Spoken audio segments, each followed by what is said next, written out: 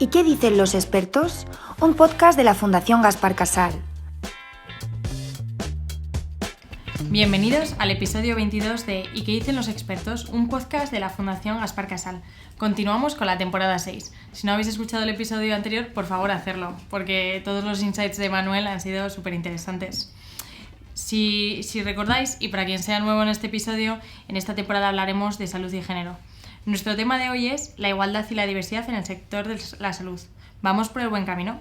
Para tratarlo e igual solucionarlo, veremos, nos acompañan hoy Pilar Núñez Cortés, directora del Foro de Salud de la Mujer e Igualdad de la Fundación Gaspar Casal y sobre todo experta en Derecho, y Lourdes López Bravo, directora ejecutiva de Investigación Clínica de MSD España. Buenas tardes, Pilar. Hola, Lourdes. buenas tardes. Genial. Y nos acompaña otra vez Íñigo Soriano Osori como nuestro colaborador inexperto, así que hoy vamos a ser unos cuantos. ¿Qué tal? Hola a todas. Encantado de estar aquí. Hola. Si quieres empezar, Sí, Íñigo, que creo que hoy vas a hacer tú la anécdota, ¿no? Sí, bueno, más que una anécdota, por indagar un poco sobre el tema de la igualdad y la diversidad en el sector salud, da la sensación, o indagando un poco sobre este sector en particular, que el papel de la mujer está mucho más presente que en otros. De hecho, vemos a menudo en la televisión o en los medios de comunicación como hay determinados sectores, me invento el del fútbol, por ejemplo, que prácticamente no es seguido por mujeres y tampoco es practicado por mujeres, y en el IBEX, por ejemplo, solamente un 22% de los cargos ejecutivos son ocupados por mujeres, ¿no? Y eso, si lo comparamos, por ejemplo, con datos del sector salud, por ejemplo, el Ministerio de Sanidad es el que más veces ha sido ocupado por una mujer en comparación a los demás, y además en el último MIR, bueno, en el del año 2020, que es la cifra que tengo, casi el 67% de las examinadas eran mujeres, o sea, una mayoría prácticamente abrumadora, ¿no? Entonces da la sensación de que de alguna forma el sector salud va un paso por delante en presencia de la mujer en comparación a otros, ¿no? Entonces, simplemente por ir a lo más básico, ¿creéis que hay algún motivo específico de esto? ¿Creéis que la igualdad y diversidad está más presente en el sector de la salud que en otros? ¿O simplemente, pues bueno, son algunos datos sueltos que habría que analizar más en su conjunto? No sé si quieres empezar, Pilar. Bueno, pues empiezo yo diciendo algo, ¿no? Yo soy experta en igualdad en el empleo. Entonces, bueno, pues mi enfoque es este, pero está bien porque es muy complementario, ¿no? La presencia no significa igualdad. Hay estudios que demuestran que cuanta más feminización hay, más desigualdad hay, ¿no? Entonces, bueno, quizá en el sector de la salud habría que hacer a lo mejor alguna distinción entre distintas entidades o empresas, ¿no? Porque a lo mejor justamente en las multinacionales farmacéuticas sí que puede haber más igualdad, pero sin embargo en la asistencia, en el sector sanitario, en hospitales y otras empresas que prestan servicios de salud, aseguradoras, mutuas, etcétera, ¿no? Pues yo creo que ahí no tienen nada que ver unas con otras. Esas entidades, esas organizaciones en relación con la igualdad de la mujer, no creo que tengan mucho que ver entre sí. No sé qué opina Lourdes. A ver, nosotros un poco los estudios que hacemos, vemos, ¿no?, cómo son nuestros clientes, hacemos un poco la foto del cliente, y lo que estamos observando es que las carreras biosanitarias tradicionalmente están mayoritariamente ocupadas por mujeres, más me refiero a carreras como enfermería, medicina, farmacia, biología. Son carreras, ya digo, que en el porcentaje, en lo que son los estudiantes, hay un mayor porcentaje de mujeres, y eso hace un poco el reflejo de lo que luego, bueno, en los hospitales, les digo, nuestros clientes, los médicos, las enfermeras, suelen ocupar estos puestos y hacen un reflejo también de lo que ocurre en la industria farmacéutica, que hasta ahora muchas de las personas que venían a trabajar al sector farmacéutico pues eran personas que habían estudiado carreras biosanitarias. Esto también está cambiando y se están incorporando gente de otros sectores, de carreras de ingeniería y de temas de data analytics y demás. O sea que ahora mismo también estamos en un momento de cambio, pero sí que es verdad que al final somos un reflejo de de las carreras más biosanitarias y de lo que tradicionalmente venía ocurriendo. Entonces, bueno, si te vas ya más al sector a lo mejor de las aseguradoras y demás, yo es un sector que no conozco, pero es verdad que también hay quizás foco en otras áreas, en otras actividades, ¿no? A lo mejor y en otros background un poquito diferentes, ¿no? Quizás economistas, abogados y tal, que quizás hay un poco más de mezcla y de... Pero sí que entiendo entonces, no me gustan los datos, pero ahora ya voy a coger el de Sori y el que me sabía yo y los junto. Si estamos hablando que a nivel presencia, por ejemplo en medicina y en biología puede que sea hasta mayor, el 65% son mujeres y luego en cambio a nivel cargo directivo es un 40%, ¿no? Es decir, tiene un mayor nivel de cargos directivos, pero mucha más presencia también dentro de la fuerza laboral, ¿no? Entonces sí que podríamos decir o creemos que sí que existe algún tipo de techo de cristal, incluso aunque esto sea algo cultural, ¿no? Porque sé que esto es una cosa muy controvertida. Que hay momentos también vitales que eso también es lo que te hace evolucionar más o menos a nivel carrera. Bueno, yo esta mañana leía un estudio hecho por un sindicato, no voy a decir cuál porque da igual, ¿no? Bueno, hay dos, o sea que no es muy difícil de saber. Además, no citamos fuentes aquí porque como yo nunca me sé las mías, es mejor no... Pero no quiero hacerle publicidad porque no me siento vinculada de ninguna manera. Entonces, pues que está hablando justamente de lo que tú dices en el sector sanitario, ¿no? Y es verdad que aunque la presencia de mujeres como profesionales es muy alta, pues luego en puestos de responsabilidad o cargos directivos no.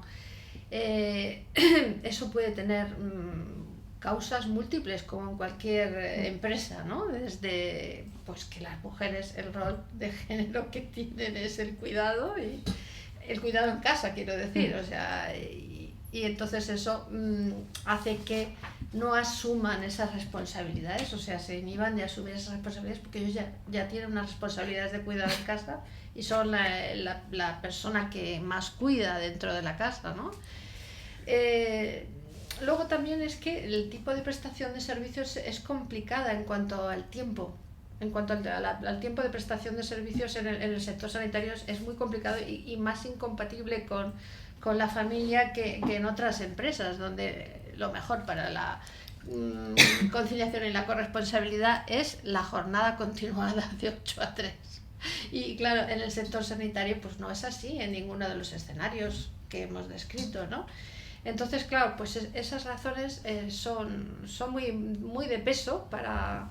Aparte de que, bueno, es posible que cierta inercia en la adjudicación de puestos de confianza pues siga recayendo sobre los hombres, porque la cultura que existe empresarial es esa, ¿no? Y no ha cambiado. Poco a poco va cambiando algo, pero no es así, o sea, no es real, o sea, a nivel normas, pues la igualdad es mucho mayor que a nivel de la realidad, desde luego, o sea que es un poco así lo por que todos intentar sabemos, pero... pasar a temas más objetivos, ¿no? Sí. Porque quieres, Alicia, podemos ser muy controvertidos o no mucho, ¿no? Uy, me dicen por ahí que no. Esto que no me lo corté del podcast. Por intentar pasar casi más a el impacto que tiene eso, ¿no? Que creo que eso igual ya es más científico. Y justamente me comentaba antes Alicia que llevas toda la parte de investigación clínica. Entonces, lo que me gustaría entender es esta posible falta de diversidad a veces, aunque es verdad que en el sector salud justo hay menos por presencia, ¿qué tipo de impacto tiene en ensayos clínicos? Y por poner aquí la anécdota que no me dejaron contar antes, un ejemplo muy curioso que nos contaban mucho, yo creo, en workshops de innovación y cosas así, era en el tema de los airbags en los coches. Pues en los 80, 90, todas las grandes empresas utilizaban moldes de hombres de 1,80 y 70 kilos. Entonces lo que se vio es que había mucha mayor mortalidad de mujeres en accidentes de tráfico, independientemente de en qué lado estuviesen sentadas, porque esos airbags no estaban hechos para ellas, ¿no? Y el propio airbag te puede matar. Y a día de hoy hay un montón de de políticas regulatorias, de que hay que probar con todo tipo de sujetos, etc. Y solamente cojo este ejemplo, que es muy sencillo y muy real y que todos lo entendemos, porque todos sabemos que el airbag te pega muy fuerte, para entender cómo esto afecta o esta falta de diversidad podría afectar en la investigación clínica. Bueno, pues me encanta la pregunta, que además la dirigimos hacia la parte del sector que conozco más y en el que trabajo. A ver, en la diversidad en los ensayos clínicos lo que hemos observado es que al final el objetivo del ensayo clínico es tener unos datos que con esos datos puedas obtener un registro de un fármaco que vaya a ser utilizado por toda la población mundial, ¿no? Ese es el objetivo. Entonces, el porcentaje de pacientes que se incluyen en un ensayo clínico es muy pequeño, pero tiene que ser representativo de la población. Entonces, lo que hemos estado observando es que en muchas de las ocasiones, cuando un fármaco es comercializado, de repente aparecen efectos adversos que no habían sido reportados durante las fases de investigación, porque aparecen en una población que puede ser, o bien puede ser mujeres, pueden ser hombres de una determinada edad, puede ser en una raza específica, o sea que hay un componente que quizás no estábamos teniendo en cuenta y que es importante. Y nosotros en concreto en MSD, tanto a nivel global, porque nosotros desarrollamos ensayos clínicos a nivel global, lo que hemos visto como una de las prioridades estratégicas es crear un departamento específico para trabajar en lo que es en la inclusión en los ensayos clínicos de pacientes, tener en cuenta toda la diversidad posible y poder monitorizar de manera regular qué estamos haciendo y cómo podemos realmente tener una representatividad en los ensayos clínicos que nos garantice que la población que estamos estudiando realmente representa la población que va a ser tratada.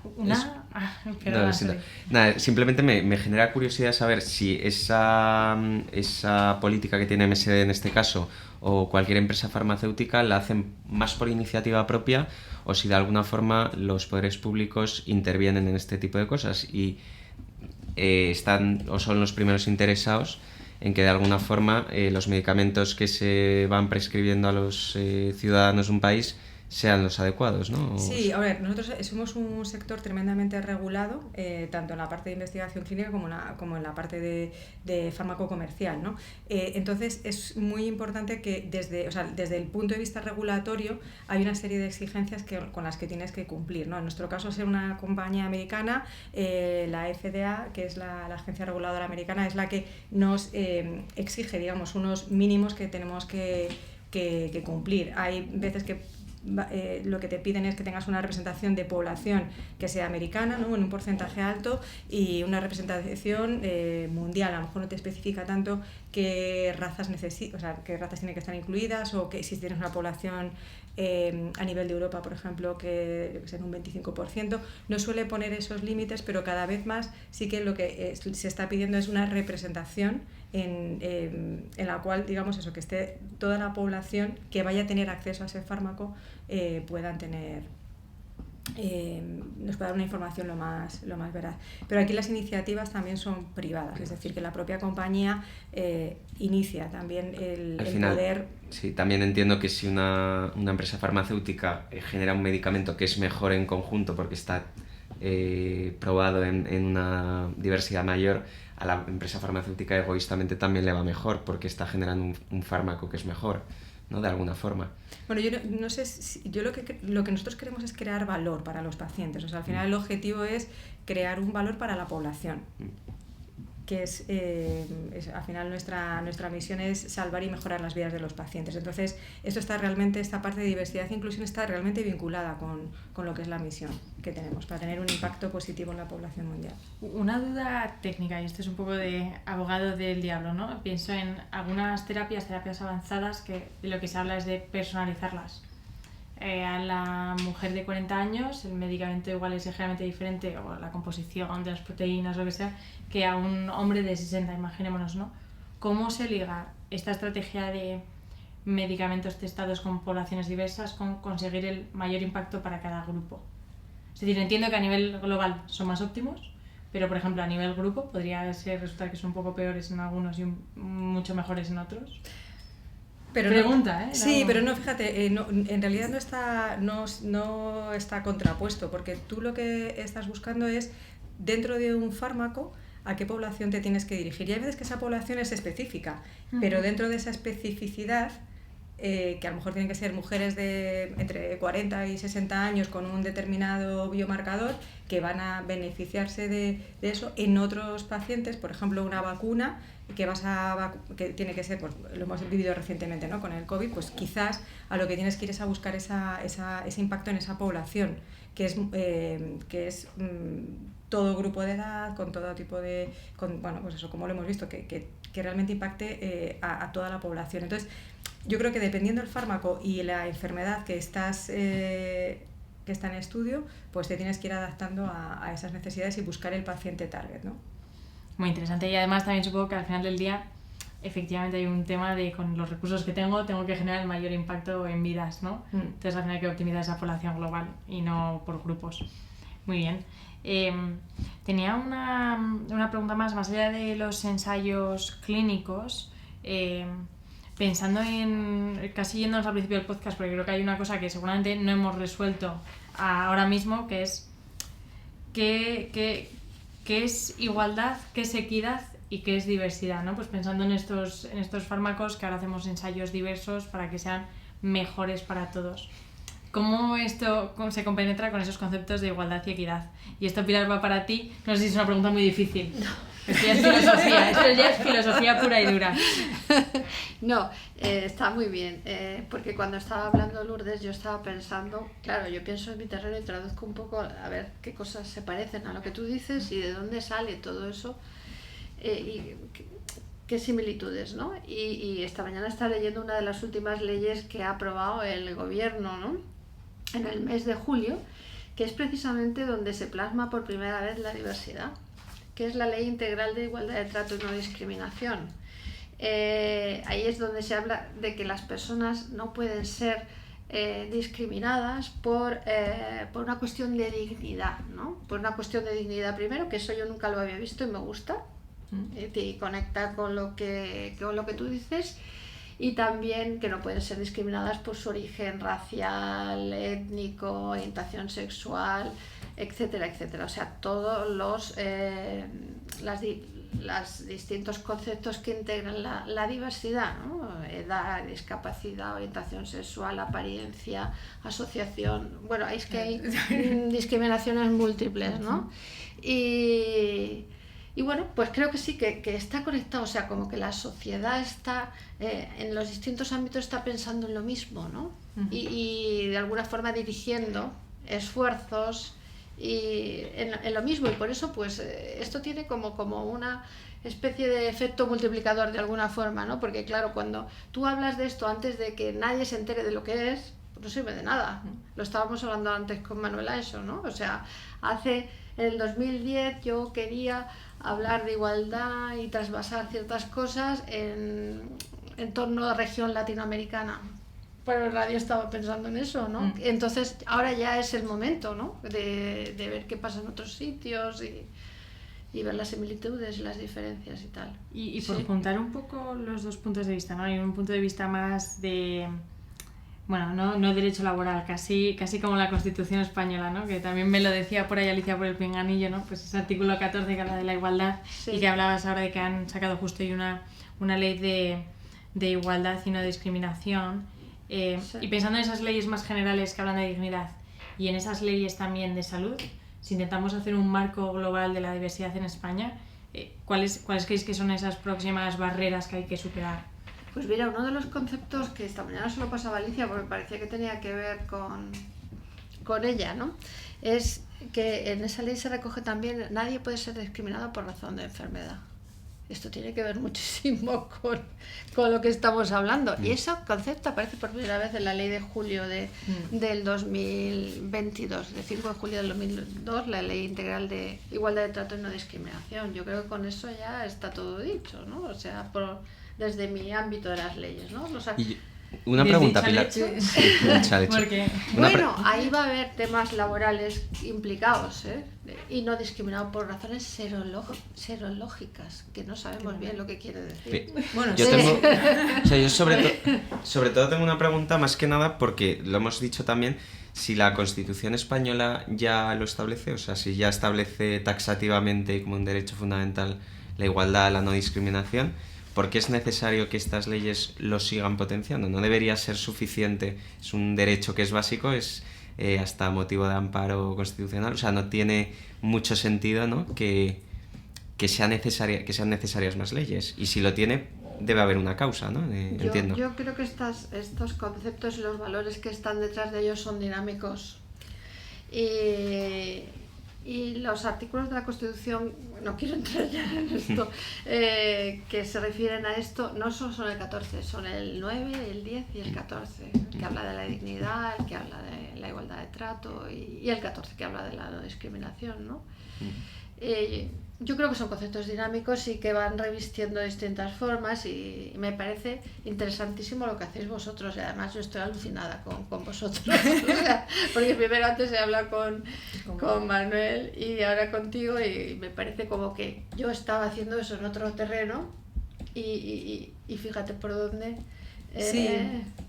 Pero, o sea, yo de la parte Claro, legislativa sí. no entiendo tanto, pero lo que sí que veo que en las empresas es importante tener esto presente y fomentar bueno, no es fomentar, es que tiene que ser parte de la estrategia de las compañías y que haya políticas de diversidad y de inclusión y fomentar estos entornos, ¿no? Porque al final tienes que permitir que las personas vengan a trabajar siendo su mejor yo y para eso tienen que expresar en su totalidad y al final tienes que permitir que haya una escucha activa hacia las personas, tienes que permitir que expresen lo que necesitan, que culturalmente haya diversidad también y cuando hablo culturalmente hablo de todo, de género, de raza, de lo que son, de formación,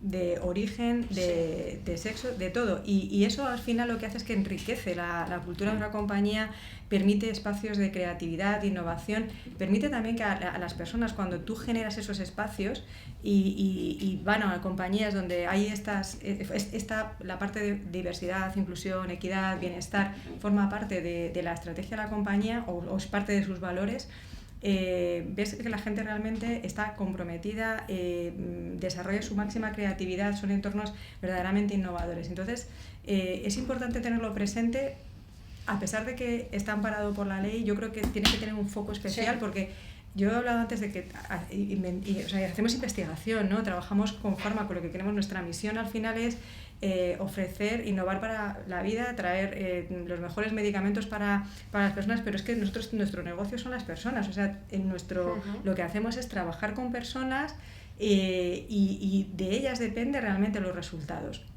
Pues tenemos que tener todo lo que es relativo al bienestar y realmente el bienestar pasa por tener entornos diversos, inclusivos, en los cuales las personas puedan ser ellos mismos.